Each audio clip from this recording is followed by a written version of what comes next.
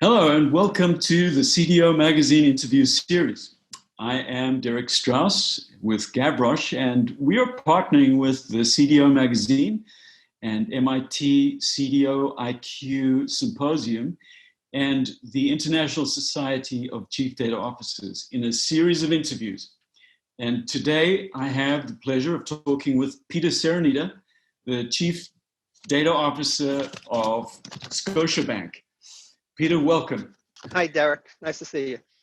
Yeah, and this is the third of our interview opportunities with you, Peter. And in the previous two, you've talked about where the CDO role came from, as well as we've gone into some of the specific current challenges and opportunities that people face in leading these kinds of initiatives in organizations, and the enormous potential that data and analytics has to really bring value to organizations.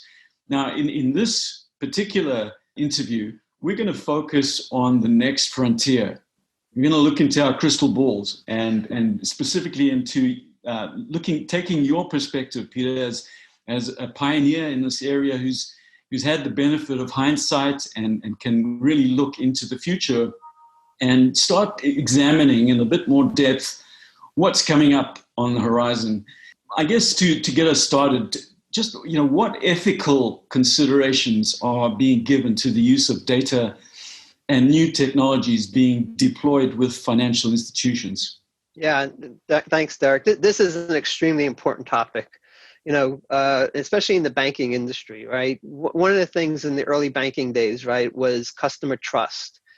People were trusting you with their money, and they had to feel comfortable. They had to trust that they would be able to get that money back, yep. Right? And so customer trust has always been, usually important in financial services. And Right. Now that trust extends to data, right? Not only just protecting their data, but actually, again, doing the ethical things with their data. So, so maintaining that trust is paramount to any financial institution. And the more data we have, and the more we are able to, bring data together, and the more we're able to do things with data, whether that's, again, to suggest new products to our customers, to customize products, or whatever we are going to do with that data, it's important that we have ethical principles applied to ensure that what we're doing with that data is in line with our customer expectations.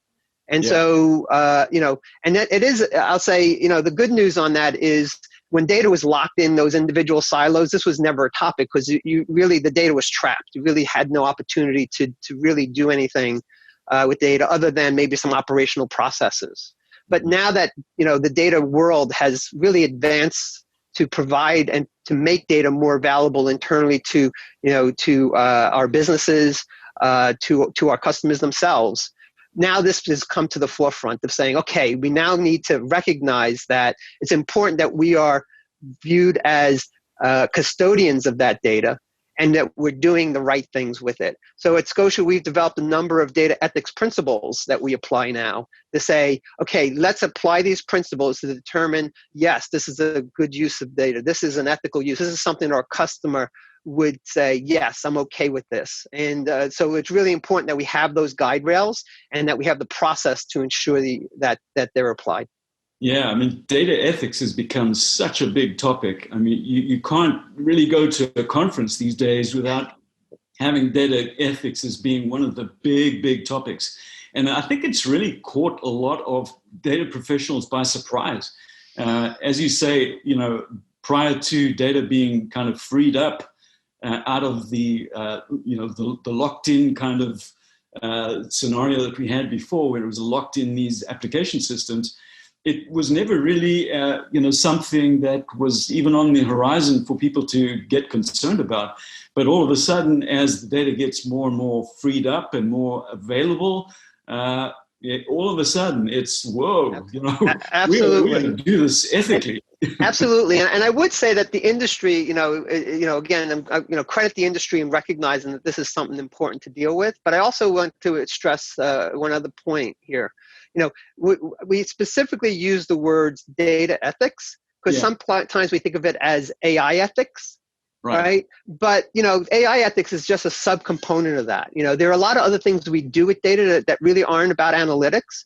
So Yeah. we really have to make sure that we're being more holistic and say, okay, what we're using the data for, is that ethical? Is that something that the customer would be okay with? So I really want to make that point of, it's about the data in this instance. Yeah. Yeah, that's a great point. Yeah. And Peter, you've seen the data function evolve within organizations significantly over the last decade and a half. Where do you see the industry moving over the next, say, 3 to 5 years? Yeah, so I mean, first off, as I said in one of the earlier podcasts, I mean, the acceleration of data has been phenomenal. I mean, when you think about it, you're always a bit self-critical. You're like, oh, we want to move faster, we want to move forward faster. When you take a step back and you say, wow, look where we came from. I Yeah. think, the data professionals ought to give themselves a little bit of a pat on the back to say, we're actually not doing too badly. But of course, that doesn't mean you sit on your laurels, right? Right. You still have to aspire to take it to the next level. And I think there's a good news story here. We've seen a huge influx of people into the data profession, Mm-hmm. right? And, for all different demographics, right? And that level of diversity, new blood, starts to give you a new way of thinking about data. So it's not just the old way, this is the way, it's tried and true. So we're really very encouraged by the fact that, this influx is going to bring new ideas into the data profession, right?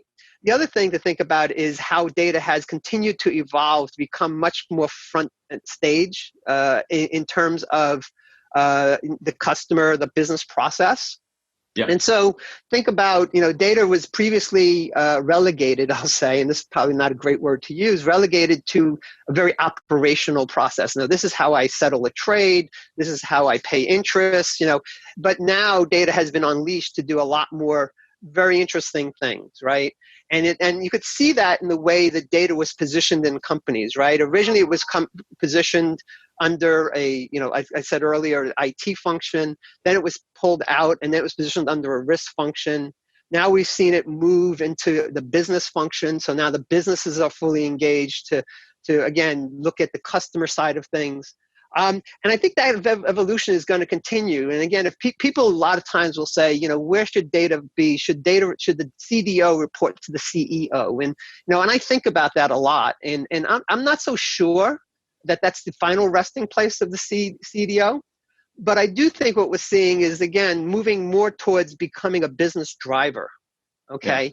Yeah. And so while right now it sits under business, I don't know, maybe someday in the future, think about if it truly is going to help drive the strategy of a company, does it sit under the head of strategy for the company? All right. And because, again, I think data right now plays a very supporting role. And that's very important, that it supports the business, supports the customers.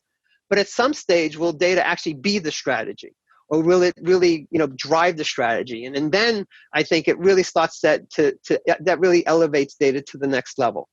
And, I also think about, we also talk about data as a strategic asset.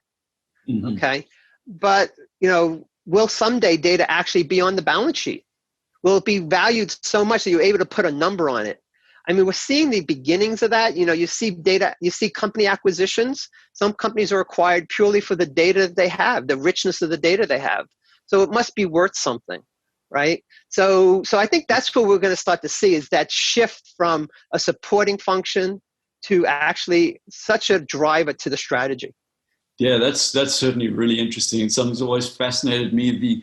We've talked for well over a decade about using data as an asset. And of course, an asset has a value. So, actually seeing it on the balance sheet and so on, I think is a fascinating thing that I think a lot of people have kind of glossed over when they've talked about data as an asset.